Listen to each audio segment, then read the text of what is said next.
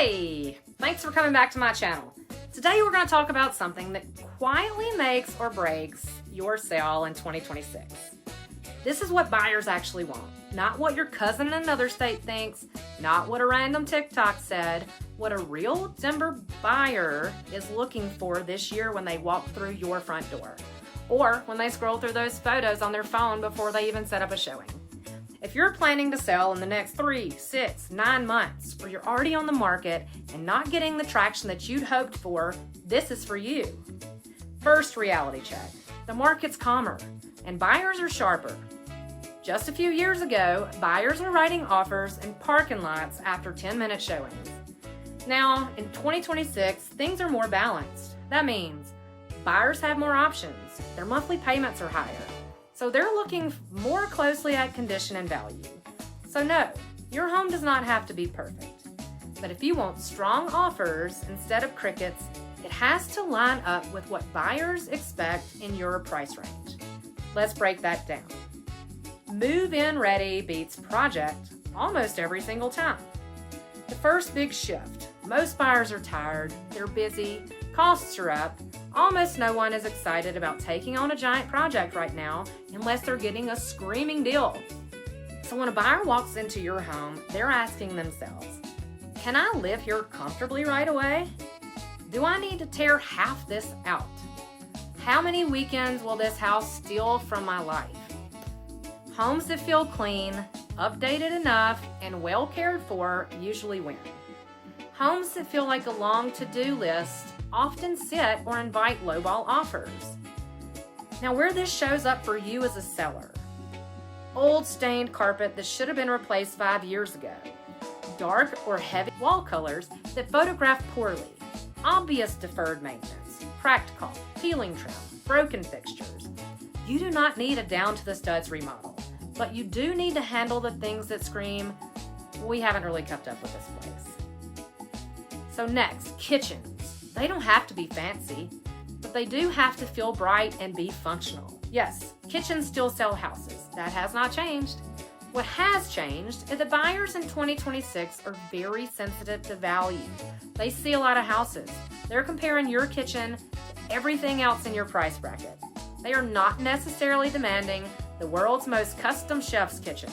They are looking for bright, clean spaces, reasonably up-to-date finishes, or at least cohesive ones, a layout that makes sense for real life, appliances that look cared for, not 25 years old and on life support.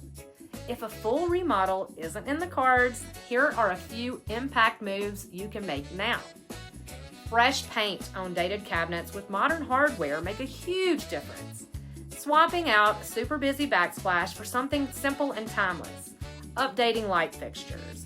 Making sure counters and surfaces are cleared off for photos and showings. Remember, buyers are trying to picture cooking dinner, making coffee, and hosting friends in that room. Help them see it. Next, flex spaces are no longer a bonus, they're part of the decision. The way people use their homes has changed permanently. Denver buyers in 2026 want spaces that can flex as their lives change. They're asking, where will I work if I'm remote or hybrid? Where does the Peloton go? What happens when we have guests come to stay? You don't need to build an addition. You need to present what you already have more clearly. That might mean staging a small bedroom or a loft as a clean, functional office instead of your current catch-all. Creating defined workout corners in a basement with a mat, weights, and neat storage. Show how a non-essential room could be a guest room, a nursery, or a hobby space. When buyers see multiple possible uses, your home feels more versatile and more valuable. Outdoor space also needs to feel usable, not Instagram perfect. We live in Colorado. People want to be outside. Here's the good news. Your yard does not have to look like a magazine. It just has to feel inviting and manageable. Buyers are looking for a place to sit and hang out. Room for a grill or a fire pit. Some privacy, even if it's just strategic planters or a fence. Where sellers often drop the ball is clutter and neglect. Toys and tools everywhere. Dead plants and overgrown flower beds. Dirty patios and decks. A weekend of cleanup can completely change how your outdoor space feels. Focus on mowing, trimming, hauling away debris, power washing hard surfaces, adding a simple outdoor rug, a couple of chairs, maybe some string lights. You're selling a lifestyle. Imagine your summer evenings here. Help your buyers see that. Now, good bones and visible maintenance are a big deal now. Because payments are higher, buyers are nervous about big surprise expenses. They care a lot about what I call the unsexy stuff. Your roof, furnace and AC, sewer line, windows and insulation. You don't have to replace everything to sell, but you should fix obvious safety issues and leaks. Service your HVAC before you hit the market. Make sure smoke and CO detectors and GFC outlets are in good shape. And if you've already done big ticket items, new roof, newer furnace, sewer repair, shout that from the rooftops. Buyers want to know, am I going to get crushed by a big repair 6 months after closing? If you can honestly reassure them that with recent updates and documentation, you are sitting pretty. Now, pricing has to match what buyers see and feel. Finally, none of this matters if your price doesn't match your condition and your competition. If buyers walk into your home and it feels dated compared to other homes at your price point, a bit rough around the edges, or like a project instead of move-in ready, they're not going to pay top of the range pricing. Not in this market.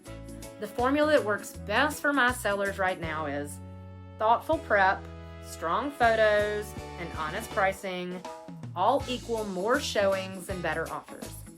If any one of those three is off, prep, photos, or price, you're going to feel it. So what should you do before you list? Here's my simple advice. Stop guessing what buyers want. Stop planning giant projects before you talk to someone who looks at homes all week. Get a customized room-by-room game plan. When I walk your home, I'm going to tell you, yes, fix this. Nope, don't waste your time and your money there. Here's what buyers in your price range won't forgive. Here's what will absolutely help your home stand out. We keep it focused, realistic, and doable because you still have a life to live while you're getting ready to sell. If you're thinking about selling your home in 2026 and you want that kind of honest, specific guidance, I would love to help. You can call or text me. My information's below, but it's 662-588-2420. Check out my website, salliesimmons.com. We will look through your home with a buyer's eyes. Make a plan, and make sure when you hit the market, you're putting your very best foot forward. If this was helpful, hit like, subscribe, and send it to a friend who's talking about selling sometime this year, but hasn't quite started the process yet. I would love to help. Thanks for watching. See you next time.